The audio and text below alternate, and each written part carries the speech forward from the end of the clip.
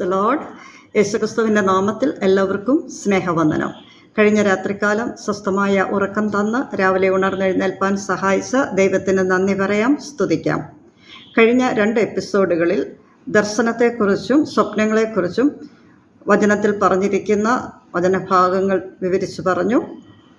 അതുപോലെ എൻ്റെ അനുഭവത്തിൽ ദൈവം ദർശനം വെളിപ്പാടും കാണിച്ച് അനുഭവ സാക്ഷ്യവും പറയുകയുണ്ടായി. തുടർന്ന് ഇന്ന് യോഹന്നാൻ്റെ സുവിശേഷം 3-ാം അധ്യായം 3-ാം വാക്യം വായിച്ചിട്ട് അതിനെക്കുറിച്ച് ചിന്തിപ്പാൻ ആഗ്രഹിക്കുന്നു.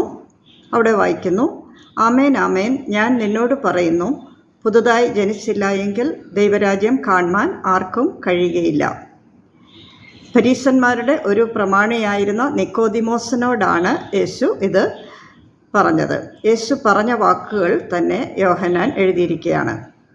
രാത്രിയിൽ യേശുവിനെ കാണാൻ വന്ന നിക്കോദിമോസ് യേശുവിനോട് പറഞ്ഞത്: നീ ദൈവത്തിൻ്റെ അടുക്കൽ നിന്ന് ഉപദേഷ്ടാവായി വന്നിരിക്കുന്നു എന്ന് ഞങ്ങൾ അറിയുന്നു. ദൈവം നിന്നോടുകൂടെ ഇല്ലെങ്കിൽ നീ ചെയ്യുന്ന അടയാളങ്ങൾ ആർക്കും ചെയ്യുവാൻ കഴിയുകയില്ല. നിക്കോദിമോസിൻ്റെ ഈ വാക്കുകൾ കേട്ടിട്ട് യേശു പറഞ്ഞു: സ്വർഗരാജ്യം കാണണമെങ്കിൽ വീണ്ടും ജനിക്കണം. അമ്മയുടെ ഉദരത്തിൽ കടന്നു വീണ്ടും ജനിക്കാമോ എന്നാണ് നിക്കോദിമോസ് ചിന്തിച്ചത്. യേശു മറുപടി പറഞ്ഞു: വെള്ളത്താലും ആത്മാവിനാലും ജനിച്ചില്ല എങ്കിൽ ദൈവരാജ്യത്തിൽ കടപ്പാൻ ആർക്കും കഴിയുകയില്ല. ഇവിടെ വെള്ളത്താൽ എന്ന് പറയുന്നത് വചനത്താൽ ഉള്ള ശുദ്ധീകരണത്തെയാണ്. ജഡത്താൽ ജനിച്ചത് ജഡമാകുന്നു, ആത്മാവിനാൽ ജനിച്ചത് ആത്മാവാകുന്നു. വീണ്ടും ജനനം എന്ന് പറയുന്നത് പരിശുദ്ധാത്മാവിൽ ഉള്ള പുതിയ സൃഷ്ടിയാണ്. ക്രിസ്തുവിലുള്ള വിശ്വാസമാണ് അതിനുള്ള വ്യവസ്ഥ. ആത്മാവിനോട് ചേർന്ന് വീണ്ടും ജനനം സാധിപ്പിക്കുന്നത് സ്നാന ജലമല്ല, ദൈവവചനമാണ് എന്ന് പത്രോസ് എഴുതിയ 1-ാം ലേഖനം 1-ാം അധ്യായം 23-ാം വാക്യത്തിൽ അത് സ്ഥിരീകരിക്കുന്നു. കെടുന്ന ബീജത്താലല്ല, കെടാത്തതിനാൽ ജീവനുള്ളതും നിലനിൽക്കുന്നതുമായ ദൈവവചനത്താൽ തന്നെ നിങ്ങൾ വീണ്ടും ജനിച്ചിരിക്കുന്നു എന്ന് അവിടെ വായിക്കുന്നു. വീണ്ടും ജനനം എന്ന് പറഞ്ഞാൽ ദൈവത്തിൻ്റെ പരിശുദ്ധാത്മാവിനാൽ ക്രിസ്തുവിനെക്കുറിച്ചുള്ള സുവിശേഷം ഒരുവൻ അംഗീകരിക്കുന്നതാണ്. കർത്താവിൻ്റെ സാന്നിധ്യം ഉള്ള ഇടം ദൈവരാജ്യമാണ്. കർത്താവിൻ്റെ സാന്നിധ്യം ഹൃദയത്തിൽ ഉള്ളവൻ ദൈവമകനാണ്. അവൻ ദൈവരാജ്യത്തിൻ്റെ ഭാഗമാണ്. വീണ്ടും ജനനം നടക്കുന്നത് ഭൂമിയിലാണെങ്കിലും സ്വർഗത്തിൻ്റെ അംഗീകാരത്തോടു കൂടിയാണ് അത് നടക്കുന്നത്. യോഹന്നാൻ്റെ സുവിശേഷം 3-ാം അധ്യായം 15-16 വാക്യങ്ങളിൽ വായിക്കുന്നു: മോശ മരുഭൂമിയിൽ സർപ്പത്തെ ഉയർത്തിയതുപോലെ മനുഷ്യപുത്രനെയും ഉയർത്തേണ്ടതാകുന്നു.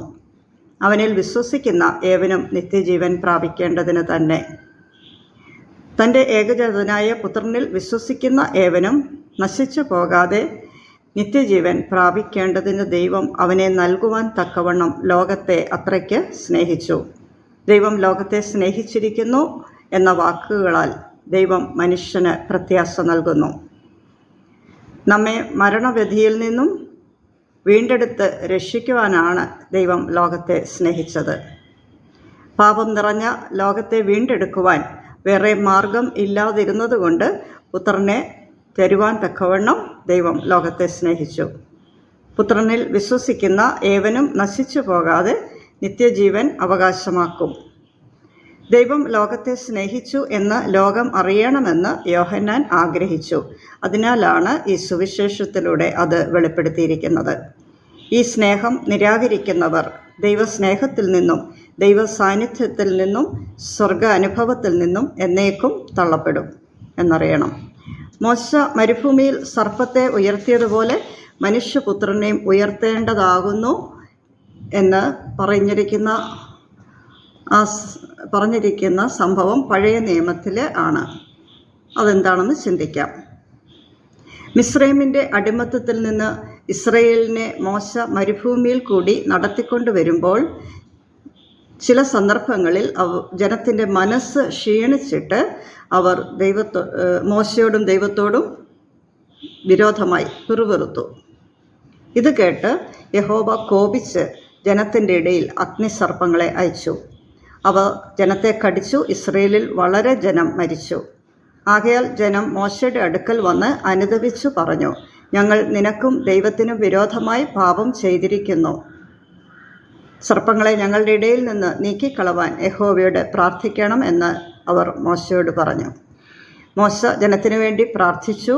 യഹോവ മോശയോട്, ഒരു അഗ്നിസർപ്പത്തെ ഉണ്ടാക്കി കൊടിമരത്തിന്മേൽ തൂക്കുക, കടിയേൽക്കുന്നവർ ആരെങ്കിലും അതിനെ നോക്കിയാൽ ജീവിക്കും എന്ന് പറഞ്ഞു. അങ്ങനെ മോശ താമ്രം കൊണ്ട് ഒരു സർപ്പത്തെ ഉണ്ടാക്കി കൊടിമരത്തിന്മേൽ തൂക്കി. സർപ്പം ആരെയെങ്കിലും കടിച്ചിട്ട് അവൻ താമ്രസർപ്പത്തെ നോക്കിയാൽ ജീവിക്കും. പിച്ചള സർപ്പത്തെ നോക്കിയവർക്ക് ജീവൻ തിരിച്ചു കിട്ടിയതുപോലെ ആരെങ്കിലും പാപത്തെക്കുറിച്ച് അനുതപിച്ച് ക്രിസ്തുവിനെ രക്ഷിതാവും ദൈവവുമായി അംഗീകരിക്കുന്നുവെങ്കിൽ അവർക്ക് താൽക്കാലിക ജീവനല്ല, നിത്യജീവൻ കിട്ടുമെന്ന് പറഞ്ഞിരിക്കുന്നു. അവനിൽ വിശ്വസിക്കുന്ന ഏവനും നിത്യജീവൻ പ്രാപിക്കേണ്ടതിന് തന്നെ ദൈവം അവനെ നൽകുവാൻ തക്കവണ്ണം ലോകത്തെ സ്നേഹിച്ചു. നിത്യജീവൻ എന്ന് പറഞ്ഞാൽ ഭൂമിയിൽ നമ്മുടെ വാസം അവസാനിച്ചാലും സ്വർഗത്തിൽ നമ്മുടെ ജീവിതം കണ്ടിന്യൂ ചെയ്യും. യേശുക്രിസ്തുവിലുള്ള വിശ്വാസം അല്ലാതെ നിത്യജീവൻ അവകാശമാക്കുവാൻ നമ്മുടെ പ്രവൃത്തികൾ കൊണ്ട് സാധ്യമല്ല എന്ന് എഫേസ്യർക്ക് എഴുതിയ ലേഖനം 2-ാം അധ്യായം 8-9 വാക്യങ്ങളിൽ വ്യക്തമാക്കുന്നു. കൃപയാലല്ലോ നിങ്ങൾ വിശ്വാസം മൂലം രക്ഷിക്കപ്പെട്ടിരിക്കുന്നത്. അതിന് നിങ്ങൾ കാരണമല്ല, ദൈവത്തിൻ്റെ ദാനമത്രേ ആകുന്നു.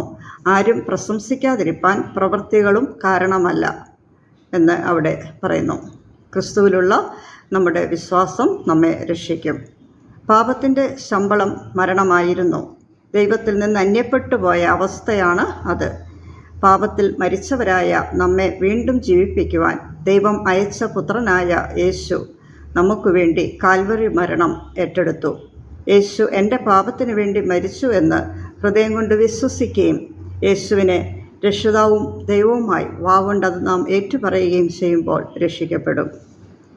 യേശുവിനെ ദൈവപുത്രനായും ലോകരക്ഷിതാവായും വിശ്വസിച്ചേറ്റെടുക്കുന്ന വ്യക്തിയുടെ പേര് ജീവപുസ്തകത്തിൽ എഴുതി ചേർക്കും. യേശുവിനെ രക്ഷിതാവും ദൈവവുമായി അംഗീകരിക്കാത്ത, വീണ്ടും ജനനം പ്രാപിക്കാതെ ആരെങ്കിലും മരിച്ചാൽ അവർ നിത്യനരകത്തിലേക്കും തള്ളപ്പെടും.